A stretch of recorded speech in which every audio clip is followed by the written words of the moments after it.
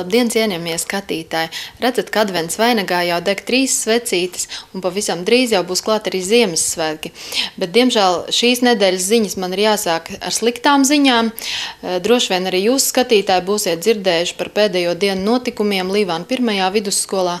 Un tāpēc Līvāna novada domes vārdā es vēlētos viest skaidrību, kas tad ir atgadījies, kas ir noticis.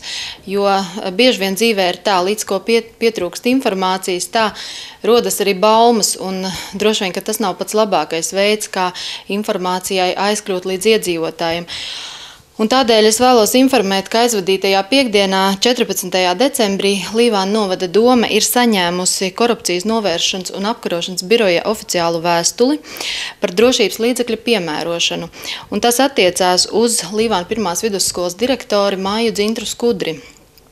Tātad lieta ir sekojoša, ka Korupcijas novēršanas un apkarošanas birojas 2012. gada 13.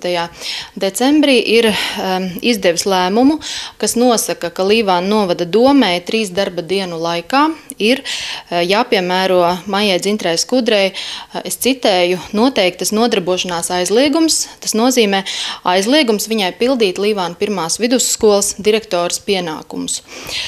Lai viestu kaut nedaudz skaidrību šajā jautājumā, ir jāsaka, ka amatpersona tiek šobrīd turēta aizdomās par kukuļu pieprasīšanu un pieņemšanu no kādas juridiskas personas, kas ir vērsusies ar iesniegumu Korupcijas novēršanas un apkarošanas dienestā. Taču jāsaka, ka šīs korupcijas aizdomas nekādā veidā nav saistītas ar Līvāna 1. vidusskolas kā pašvaldības iestādes, finanšu līdzekļu apriti un arī budžeta izlietojumu, jo, kā jūs zinat, tad visām pašvaldības iestādēm, izņemot Rudzāta speciālo vidusskolu, ir centralizēta grāmatvedības aprite, lai arī no vienas puses ekonomētu līdzekļus un no otras puses arī novērstu dažādas koruptīvas darbības iespējamības, kas ir saistītas ar situācijām, kad lēmumus par līdzekļu izlietošanu un arī kontroli pieņem ļoti ierobežots personu loks. Tā ir informācija, ko šobrīd mēs varam jums sniegt, un līdz ko būs kādi vairāk domas lēmumi, tad arī sabiedrība šajā jautājumā tiks informēta. Līvāna novadā pašvaldība turpina izmaksāt Ziemassvētku pabalstus 1. un 2. grupas invalīdiem, arī politiski represētajām personām un bērniem invalīdiem. Un šo pabalstiņu jūs varat saņemt domes kasē līdz 27. decembrim, tā ka lūdzu nenokavējiet. Un aizvadītajā nedēļā domes vadība ir saņēmusi arī jautājumu vēstules formā, kāpēc šī dāvana Ziemassvētkos tiek izmaksāta tikai 1. un 2. grupas invalīdiem, bet nevis 3. grupas invalīdiem.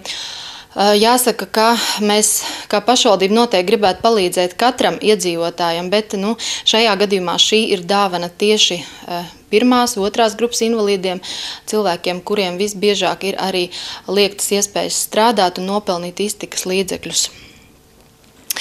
Ja runājam par šo nedēļu, tad, protams, ir ļoti daudz kultūras pasākumu. Ir gan Ziemassvētku balles sākušās, gan arī Ziemassvētku eglītes bērniem. Un droši vien būtu ļoti ilgi jāstāsta, kas visur notiek. Tāpēc es aicinu ieskatīties gan Līvāna mājaslapā, www.livani.lv, gan arī trešdien gaidīt kārtējo Līvāna novada vēstis izdevumu. Šodien tikai pateikšu to, ka no tādiem lielākiem pasākumiem noteikti aicinām trešdien. Tas ir 2. Ziemassvētkos uz grupas Melo M koncertu kultūras centrā. Un, protams, arī 20. decembrī, tas ir jau šonedēļ, ģimenes ar bērniņiem kopā aicinu nāciet uz kultūras centru, kur viesosies brīnums kapis Ziemassvētkos ar savu Latvijas tūri. Tātad ļoti jauks pasākums visai ģimenei. Un, protams, ka satikšanās vietu mainīt nedrīkst un tradīcijas mainīt nedrīkst. Tādēļ arī šogad visi novada iedzīvotāji tiek aicināti pusstundu pēc pusnakts uz kopīgu salūta skatīšanos, uz kopīgu šampaniešu glāzi, uz kopīgu domas priekšsēdētāja apsveikumu klausīšanos laukumā pie Līvāna novada kultūras centra, pie mūsu novada Lielās Egles. Un tātad tas viss pusstundu pēc pusnakts. Protams, arī jaungada nakts balles un visi pārējie pasākumi novadā, es domāju, ļoti plašā izvēlē.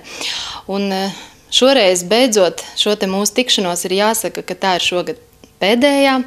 Nākamreiz jau tiksimies 2013. gadā, un tāpēc es gribētu jums visiem, saviem uzticamajiem skatītājiem novēlēt Ziemassvētkos pats galvenais – esiet noderīgi.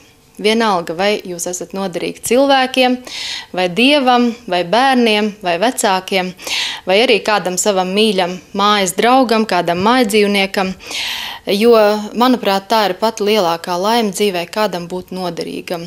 Un tad arī mūsu dzīve piepildās ar vērtību, ar saturu, un tad arī neizpaliek laime un gandarījums. Visiem novēlu no sirds, lai jums ir veselība, lai jūs mājās ienāk Ziemassvētku miers un prieks, un tiksimies jau 2013. gadā. Visi kopā cerēsim, ka tas būs veiksmīgāks un laimīgāks. Uz tikšanos!